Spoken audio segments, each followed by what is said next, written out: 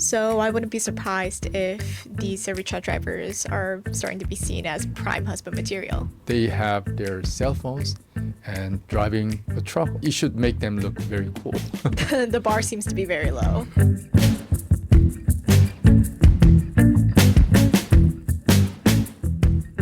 Hello, everyone, and welcome back to the fourth episode of Digital Divide. My name is Grace, and I am joined by Professor Kim. Hello. So a couple weeks ago, we had that major snowstorm in DC and pretty much the entire country. And my family was isolated. In the You guys snow. were? Yeah. It was really dangerous to walk around. The snow became a very thick ice. Yeah, right? I was actually walking to Georgetown and I didn't realize that the snow had turned into ice. I still thought it was soft snow and I actually fell because Oh, I just didn't know.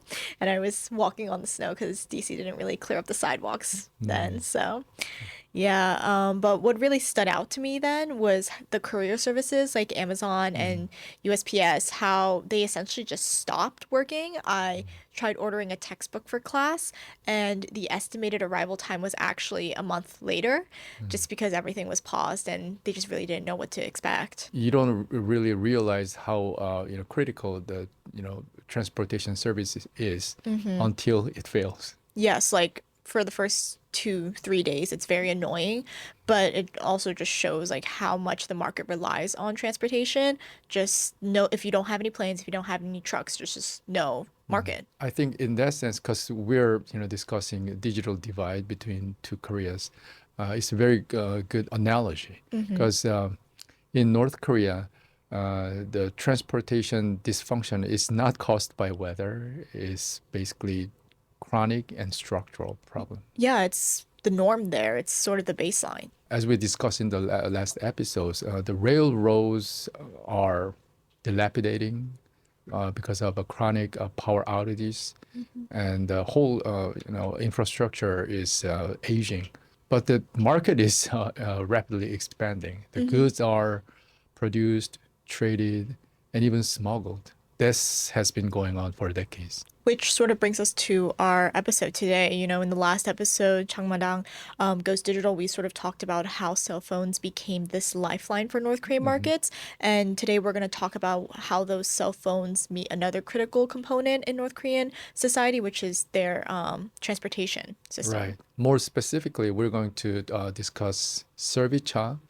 It's kind of market-driven transportation service. It falls in the gray zone between the state control and market demands. So for listeners who may not be familiar with this term, what exactly is Servicha? Servicha is short for service plus cha, meaning vehicle in Korean. It's basically for-profit transport vehicles like trucks, buses, taxis, even motorcycles. So what I'm hearing is drivers there can own their own cars. I thought North Korea was a socialist country. Right. In socialist country, you're not allowed to own anything. Private ownership is banned. And vehicles are no exception in North Korea. So that's why Servicha owners or drivers, they have to register their vehicles under state institutions like military units, factories, enterprises. So it's officially owned by the state institution. In fact, the drivers are operating on their own. So just clarification, it's state-owned on paper, but in reality, it's privately owned. Right. So drivers pay this registration fees to the state institutions. Also pay like quotas or a cut, and I should say a cut of their profits to make the state institution people happy and supportive enough for their business. And they gain autonomy in return. Right, operational autonomy. And this whole arrangement creates incentives to everybody Yes. involved in this Servicha business. So the state institutions get their operational funds, and the officials there, they get rents, meaning bribes. And in return for that, drivers, they can become entrepreneurs in North Korea. So everyone's happy because they make money. Right, a lot of money actually. That's why I think North Koreans, they say the wheels make money. So I wouldn't be surprised if these Servicha drivers are starting to be seen as prime husband material. No doubt. I mean, the truck drivers, they have their cell phones and driving a truck or buses, right? It should make them look very cool. The bar seems to be very low. And this is not marginal anymore by 2010s. By the time Servicha connected major cities in North Korea, basically forming a nationwide road-based transport network. So it's connecting every major cities and towns in North Korea. Some detractors, they jokingly say that this is kind of a UPS or FedEx in North Korea, not because it is formal or legal, but it is kind of fast, flexible, and efficient. I'm sort of having a hard time imagining how this UPS in North Korea would look like. Do they have, tracking numbers? How do they work specifically? No tracking numbers because they don't have any apps, no contracts. Although more and more merchants prefer to sign contracts in recent years, but it doesn't work the way we do in America. So, like, when this cell phone and Servicha come together, they sort of create something more functional and it's like similar, like a logistics system, basically, that works. Right. They created this system, not supported by the government, but the people in this business. They just created the system to make profits. That's why I described this new system a logistics revolution, not because it is high tech or modern, but because it solved the problem that the state couldn't. So everything logistics is coordinated through phone calls. So what kind of specific coordination is there? Can you give an example? Yeah, so merchants call Servicha drivers to ask about departure times, freight charges, and drivers call fuel traders along the route, and brokers, they match drivers and shippers. And all of this happens in real time. It's all real time. So what happened before there were cell phones? So before cell phones, traders, they literally had to run chasing the trains or trucks delivering their goods to the market by themselves. So that's why they call them so-called runner merchants. But it was really risky, very inefficient. And then after? After cell phones, now you can call, make call to your business partners, and so the cell phones changed the whole game. As I said, it introduced kind of logistics revolution in North Korea, and that's why they call it's kind of a new paradigm for North Korean businessmen or drivers, and they call the new merchants stay-at-home merchants, not runners merchants anymore, but stay-at-home merchants. Because they just stay at home and buy and sell instead of actually physically moving. Right. All you need is the cell phone numbers of your business partners. So cell phones made the Servicha into a kind of a mobile platform, and that allowed the merchants to trade in a larger volume. Not like to the scale of Amazon, right? Not exactly, but it was large enough. Big for North Korean standards, essentially. Right, and making a lot of money. You just explained a very complex system with Servicha with many different players. So how are they all linked within this logistics system? So I totally expected that kind of question. So that's why I prepared this map. Actually, I prepared this map a long time ago in my for my report. This is a map of the relationship between the Servicha actors in this business. It looks like something straight out of a mafia family business type chart. Very good point. I think it's kind of a crime without victims in North Korea. When you look at the map, at the center are the Servicha drivers and owners. Usually they're the same people, But if the business is large enough, the owner can hire a driver. Yeah, and I'm like seeing surrounding them are wholesale merchants, retail merchants, brokers, forwarders, fuel traders, and even like security officials at checkpoints. Right. Many actors are involved and they're all tied together.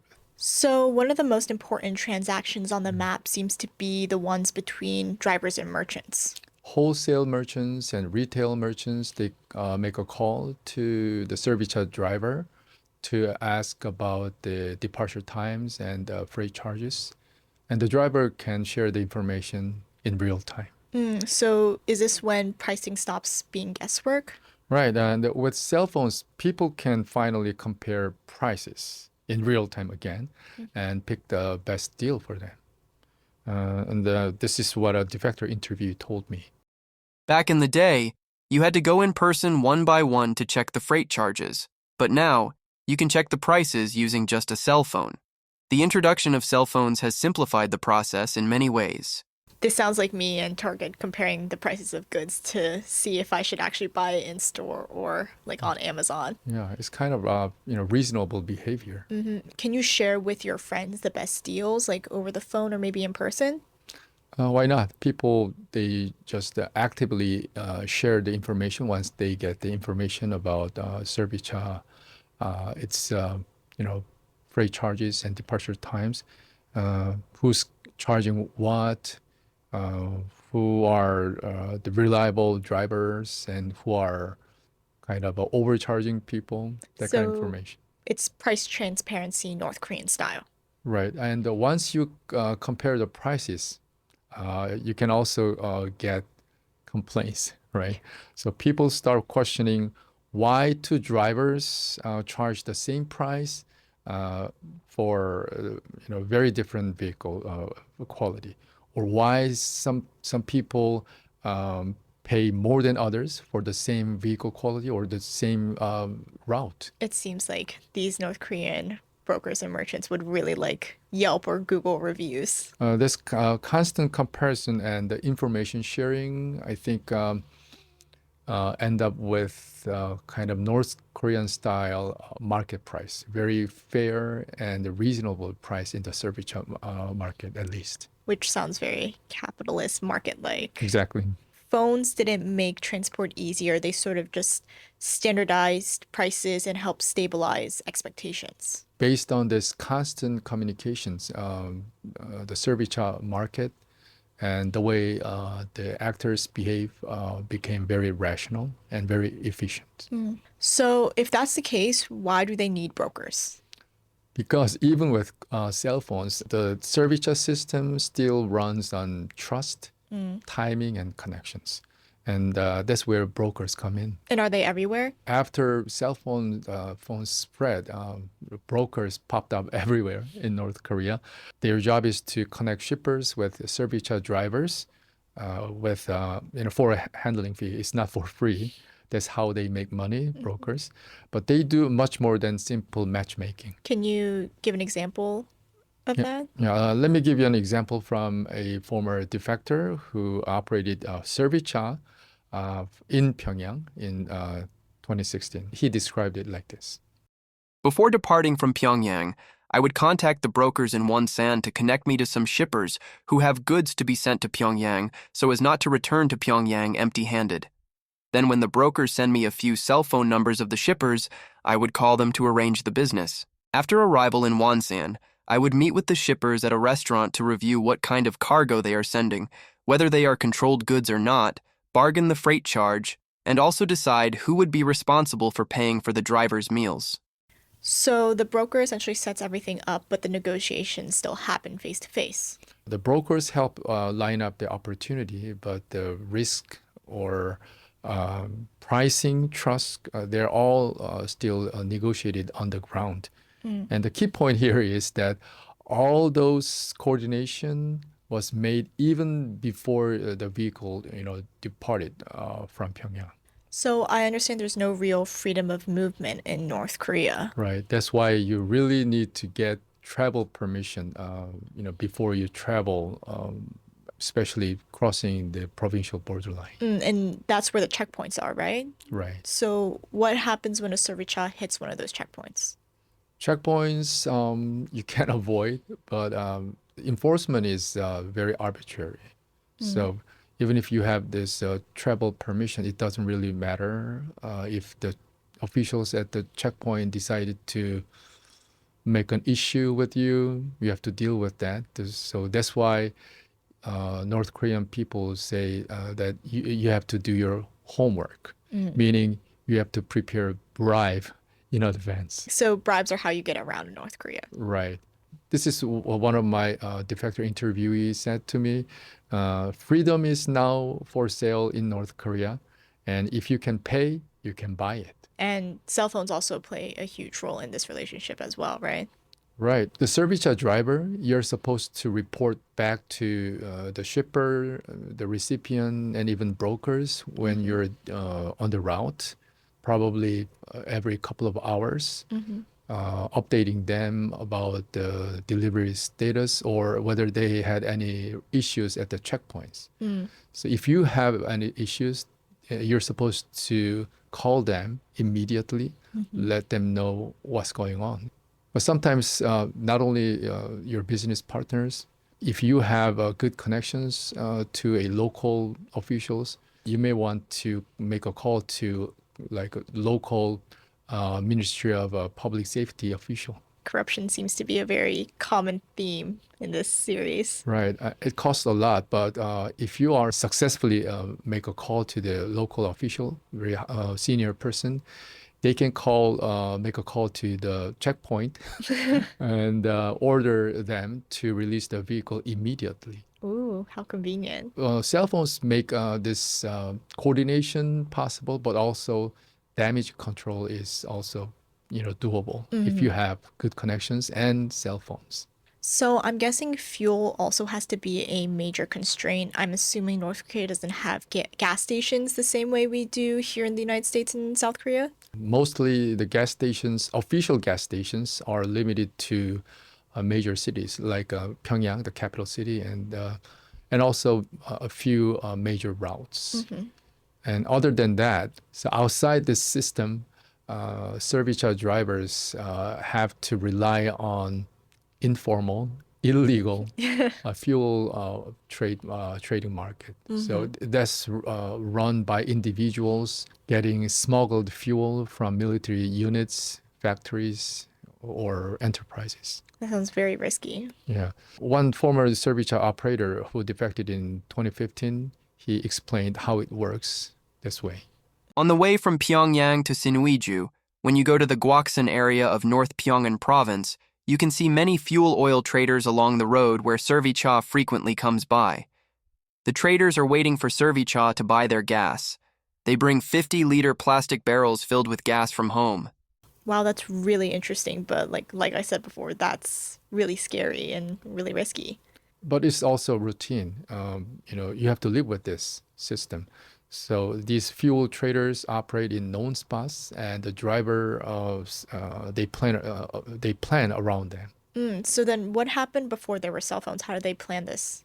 So before cell phones, they had to carry the full fuel Wow. for their round trip, meaning you have less room for cargo, right? And But then after phones? After cell phones, now you can make calls to your buddies who are illegally trading fuel. So you can make calls to the traders along the route and even ask them if they have enough fuel in stock. So it's not like this guessing game anymore. No, not anymore. So when you step back and re-examine the system, it doesn't really look as chaotic as it may seem. It may seem like that, but it's messy, but it works very well, very efficient. And it's because of this combination of cell phones and Servicha. Right. So the phones made it easier to divide it up roles. Some people focus on moving goods, or others selling goods, or driving. Right. So each person has their own role. So everybody doesn't have to do everything anymore. So it's faster and more efficient. Much faster. And traders talk about making smaller profits because it became more efficient, meaning you have more competition, right? So to be profitable and competitive, you have to make more trips, and the faster turnover makes up the difference. But the glue here seems to be the trust. Right. That's the key, I think. Trust. There are no contracts, no course. If you don't deliver, word spreads, very quickly. So reputation really matters here. So really, servichas and cell phones are what keep North Korean markets and systems pretty much alive. Right. And it's basically based on constant communication that makes North Korean market efficient and mobile. Thank you everybody for watching the 4th episode of Digital Divide. Please follow us on all social medias and we'll see you next month.